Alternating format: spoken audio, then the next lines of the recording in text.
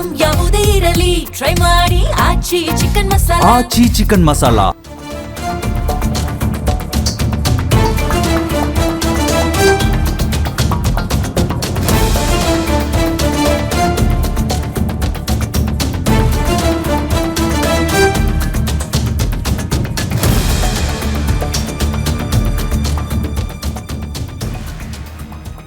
S, Ayodhya Rama ಮಂದಿರದಲ್ಲಿ ಏನು ಕನ್ನ ಹಾಕಿದ್ರು 8 ಜನರನ್ನ SIT ಟೀಮ್ ಅರೆಸ್ಟ್ ಮಾಡಿದೆ. UP ಸರ್ಕಾರ SIT ಟೀಮನ್ನು ರಚನೆ ಮಾಡಿತ್ತು. ಅಯೋಧ್ಯ ರಾಮ ಮಂದಿರದಲ್ಲಿ ಈ ರೀತಿಯಾಗಿ 200 ಕೋಟಿ ರೂಪಾಯಿ ಲೂಟಿಯಾಗಿದೆ ಅನ್ನೋ ಒಂದು ಆರೋಪ ಬಂದ ತಕ್ಷಣ SIT ರಚನೆ ಮಾಡಿ FIR ಮಾಡಿ ಯಾರು ಆರೋಪಿಗಳು, ಯಾರು ಕದೀಮರು ಅನ್ನೋದಕ್ಕೆ ತನಿಖೆಯನ್ನು ಮಾಡಲಾಗ್ತಾ ಇತ್ತು. ಕೊನೆಗೂ 8 ಜನರನ್ನ ಅರೆಸ್ಟ್ ಮಾಡಿದ್ದಾರೆ. ವಿಶೇಷವಾಗಿ ರಾಮ ಮಂದಿರ ಟ್ರಸ್ಟ್ನ ಕಾರ್ಯದರ್ಶಿಯ ಕ್ಲೋಸ್ ಆಪ್ತನೇ ಇದರ ಒಂದು ಕಿಂಗ್ ಪಿನ್ ಅನ್ನೋದು ಗೊತ್ತಾಗ್ತಾ ಇದೆ. ರಾಮ ಮಂದಿರ ಟ್ರಸ್ಟ್ನ ಪ್ರಧಾನ ಕಾರ್ಯದರ್ಶಿ ಚಂಪತ್ ರಾಯ್ ಅವರ ಆಪ್ತ ಟಿನ್ನು ಯಾದವ್ ಅವರನ್ನು ಅರೆಸ್ಟ್ ಮಾಡಲಾಗಿದೆ.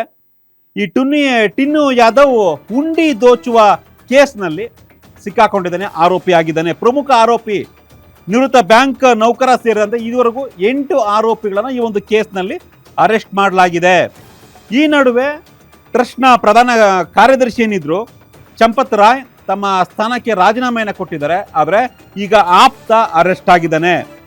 ಸೊ ಈಗ ಇರ್ತಕ್ಕಂಥ ಪ್ರಶ್ನೆ ಏನಪ್ಪಾ ಅಂದರೆ, ಈ ಒಂದು ಟ್ರಸ್ಟ್ನ ಕಾರ್ಯದರ್ಶಿ ಏನು ರಾಮ ಮಂದಿರ ಟ್ರಸ್ಟ್ ಏನಿದೆ ಆ ಟ್ರಸ್ಟ್ನ ಕಾರ್ಯದರ್ಶಿ ಚಂಪತ್ ರಾಯ್ಗೆ ಈ ಒಂದು ಲೂಟಿಯಲ್ಲಿ ಪಾಲಿದೆಯಾ, ಲೂಟಿಯಲ್ಲಿ ಇವರು ಭಾಗಿಯಾಗಿದ್ದಾರಾ ಅನ್ನೋ ಒಂದು ಚರ್ಚೆ ಈಗ ಆಗಬೇಕಾಗಂತ ಕೆಲಸ.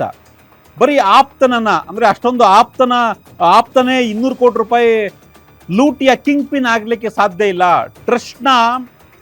ಟ್ರಸ್ಟ್ ಇದರಲ್ಲಿ ಭಾಗಿಯಾಗದ ಹೊರತು ಯಾವುದೇ ರೀತಿಯ 1 ರೂಪಾಯಿ 2 ರೂಪಾಯಿ ಅಲ್ಲ, ಉಂಡಿಯಲ್ಲಿ ಒಂದು ಯಾವುದೋ ಒಂದು 100 ರೂಪಾಯೋ 1000 ರೂಪಾಯೋ ಅಥವಾ 10,000 ರೂಪಾಯಿ 1 ಲಕ್ಷ ರೂಪಾಯಿ ಅಲ್ಲ ಕಳವಾಗಿರ್ತಕ್ಕಂಥದ್ದು ಅಥವಾ ಲೂಟಿ ಆಗಿರಕ್ಕಂಥದ್ದು ಸುಮಾರು 200 ಕೋಟಿ. ಅಯೋಧ್ಯೆ ರಾಮ ಮಂದಿರ ಟ್ರಸ್ಟ್ಗೆ ಗೊತ್ತಿಲ್ಲದೆ ಈ ಒಂದು ಲೂಟಿ ಆಗಿದ್ರೆ ನೋ ವೇ. ಸೊ ಹೀಗಾಗಿ ಟ್ರಸ್ಟ್ನ ಕಾರ್ಯದರ್ಶಿ ಚಂಪತ್ ರಾಯ್ ಇದಕ್ಕೆ ನೇರ ಹೊಣೆಯನ್ನ ಹೊರಬೇಕಾಗುತ್ತೆ. ಸದ್ಯಕ್ಕೆ 8 ಜನ ಆರೋಪಿಗಳನ್ನು ಅರೆಸ್ಟ್ ಮಾಡಿದ್ದಾರೆ.